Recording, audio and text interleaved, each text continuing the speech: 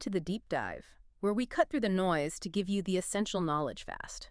Today, we're actually skipping the showroom floor. We're diving straight into the garage, you could say. That's right. We're looking at DIY EV conversion, taking an old classic car, or even just a regular conventional car, and turning it into a battery electric vehicle, a BEV. It's getting pretty popular, actually. There are over 40 million EVs out there now, and people are realizing, hey, maybe I don't need a brand new car to go electric. Exactly. So our mission today is to give you that practical roadmap, because it is technical, right? We're talking about the whole shebang, pulling out the combustion engine, the gas tank, the exhaust, and putting in an electric motor, a big battery pack, all the control systems.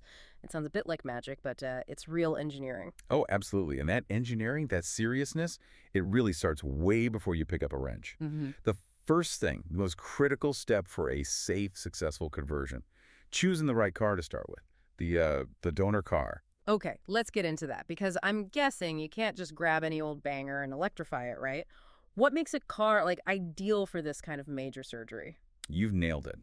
Picking the right one makes everything easier down the line. Less cost, better performance, better range. We generally look for cars that tick 4 main boxes. Okay, box number 1, lay it on us. Weight. Weight matters. Sounds obvious, I know, but people forget. Every extra pound your starting car has means you need a bigger, heavier, and more expensive battery pack to get decent range. Lighter cars just need less power. So smaller batteries, cheaper build, better efficiency, it all connects. Makes total sense. Less metal to push around, less juice needed. Okay, what's critical trait number 2? Simplicity wins. Often we're talking about older cars here, which is kind of the appeal for many people doing conversions. You want cars with straightforward mechanical designs. And crucially, minimal computerization. Fewer complex electronics, fewer ECUs already trying to manage things like the throttle or brakes. Well, the easier it is to integrate the new electric systems without conflicts. Oh, okay. So if your dashboard looks like a spaceship control panel, maybe that's not the best candidate. Fewer digital bits fighting the new electric bits. Exactly. Fewer fights. And then the last 2 are space and strength. And these are absolutely non-negotiable for safety. Battery packs are seriously heavy. Yeah. We're talking 500, maybe over 1,000 pounds sometimes. So you need enough physical space inside or maybe underneath to actually fit that battery mass. And just as important, you need a strong chassis and suspension that can actually handle all that extra weight safely.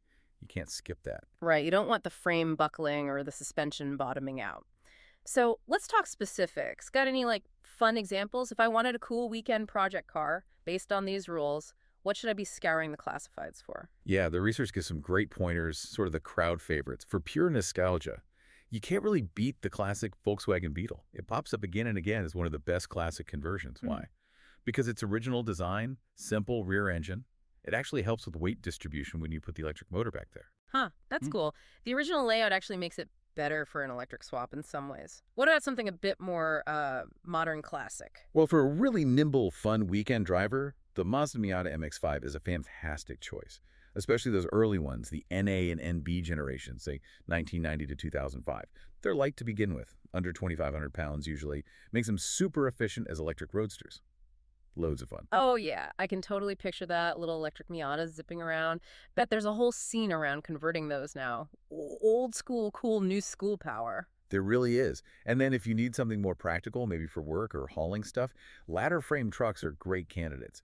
Thing like Toyota Hilux or maybe a Ford Ranger from the late 90s, early 2000s up to maybe 2011. Their frames are built tough, designed for heavy loads anyway, so they handle the battery weight much more easily. Okay, so you find your perfect Beetle or Miata or Ranger. Then comes the hardware swap. You mentioned the core bits earlier. Remind us what they are. Right, the key ingredients are the electric motor itself, the battery pack, that's the big one, the controller, which is like the brain managing power flow, and the BMS, the battery management system. For the motor, for DIY projects, brushless DC motors are really the way to go these days. Why brushless specifically? What's the advantage there? Several things. They're pretty cost-effective now. They're very efficient, which means more range from your battery, and maybe most importantly for a custom job, they need way less maintenance than the old brush motors. No brushes to wear out. Higher efficiency equals better range. That's always the name of the game. But honestly, the motor choice is often simpler than figuring out the controller and the BMS integration. That leads us right into the common pitfalls. Right. The mechanical side seems somewhat straightforward, swap A for B. But the sources hammered home that the electrical side, well, it sounds like a real minefield. What are the biggest mistakes people make when they dive into this? This is exactly where projects succeed, or, well, fail spectacularly, the experts we looked at. They stress that good conversions need about 30% more planning time than people initially think, especially on the electrical side. You just can't wing the high voltage stuff. 30% more planning. Okay, so let's start with the mindset. Mistake number one. Mistake number one, Yeah. underestimating complexity. Big time. Mm. People think, it's just like swapping an engine.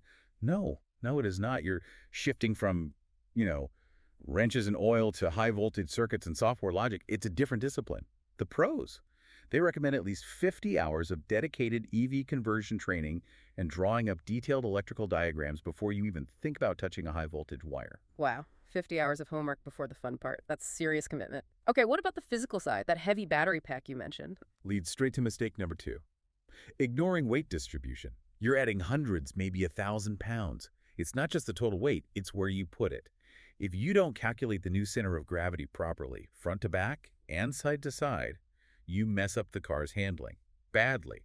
It can become unstable, unsafe. You absolutely have to factor in upgrading suspension components, springs, shocks, maybe even axles to handle that extra mass safely. It's not optional. Got it.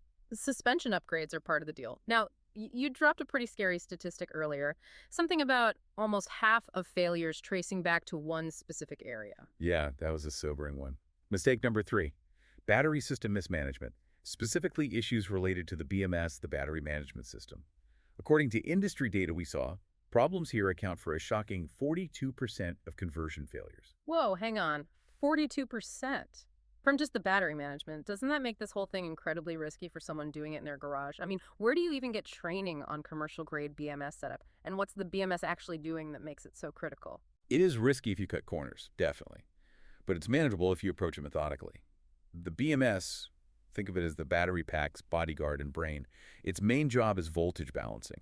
It makes sure every single cell inside that huge pack charges and discharges at the same rate. If one cell gets ahead, charges too much, that can cause overheating, thermal runaways, potentially fire. That's the worst case. Okay, so the BMS is basically the fire prevention system for the battery pack. That's a big part of it, yes.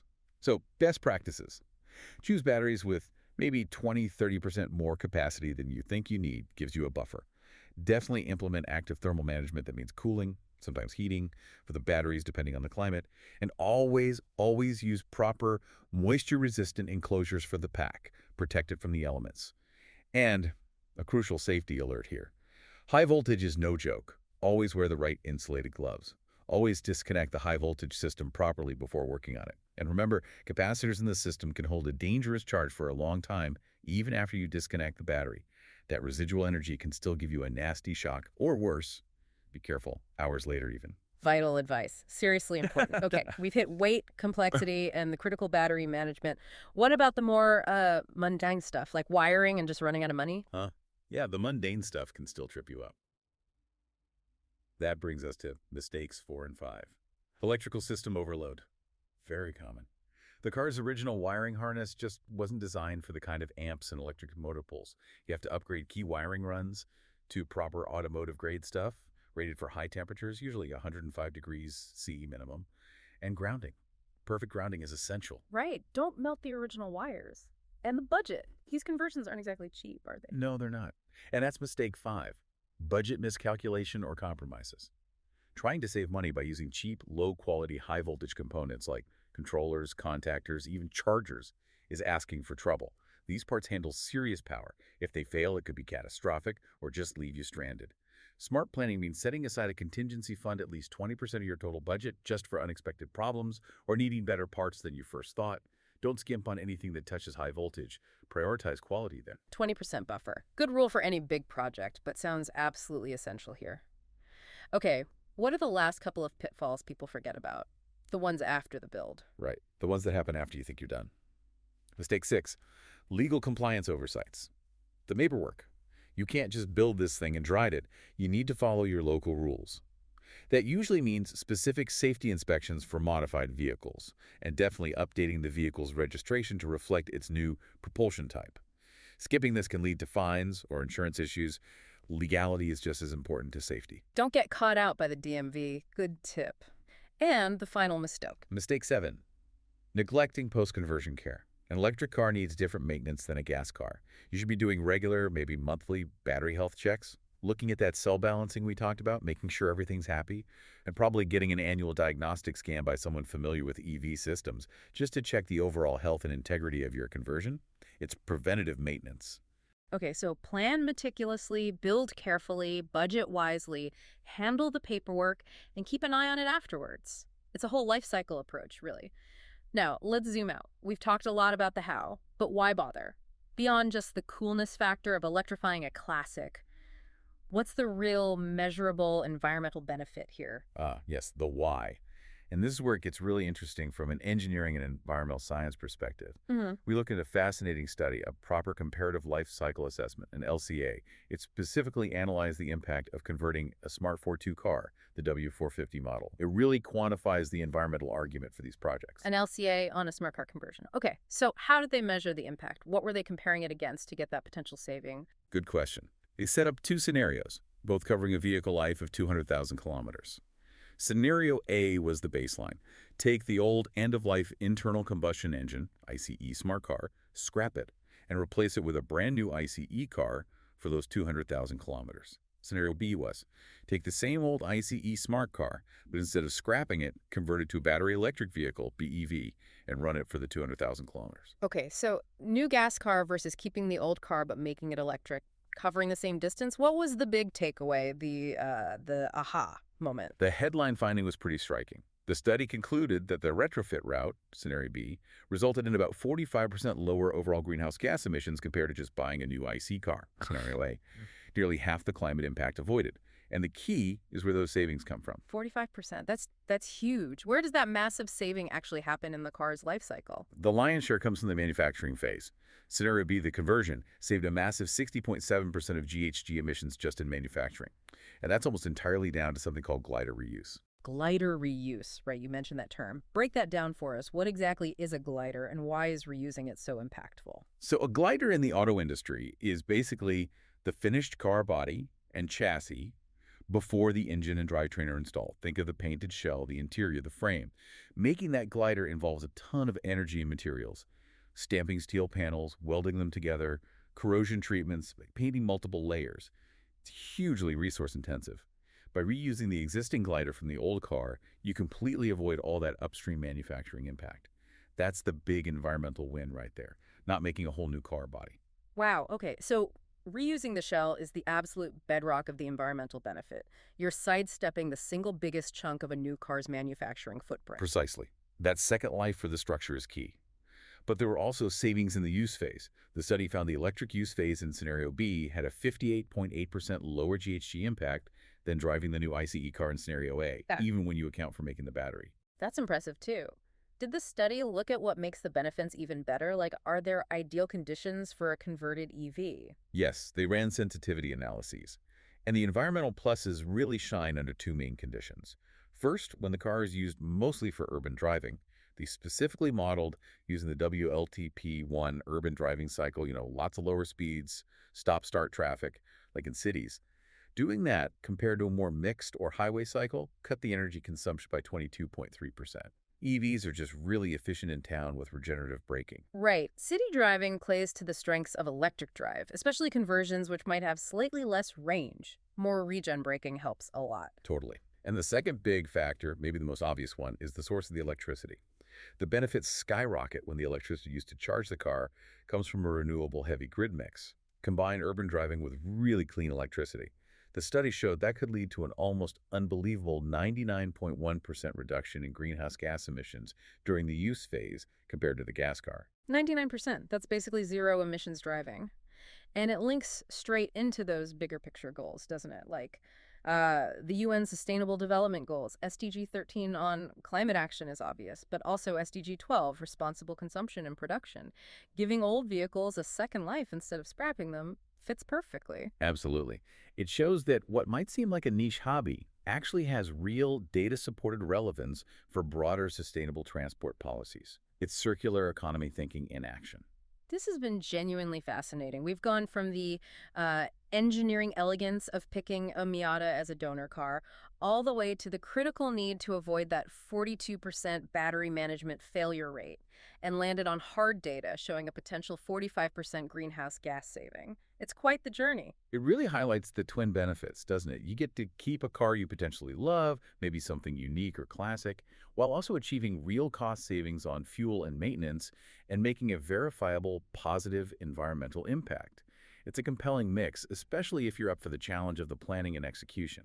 And maybe the most powerful point, the real kicker from that LCA study's sensitivity analysis, something to really chew on.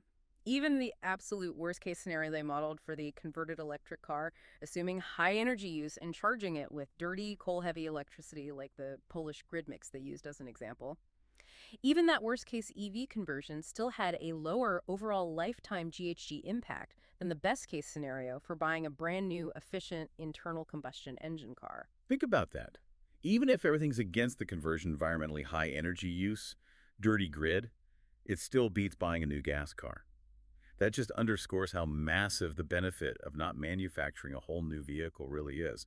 That glider reuse is incredibly powerful. A truly powerful final thought on the environmental case for conversion. Well, thank you for joining us on this deep dive into the world of DIY EV conversions. Whether you're actually planning your own project or just curious about how well tech can get a new electric lease on life, we hope this gave you some food for thought, some electrifying food for thought, perhaps. And yeah, definitely encourage you to follow the channel for more deep dives into interesting and complex topics like this one. Thanks for listening.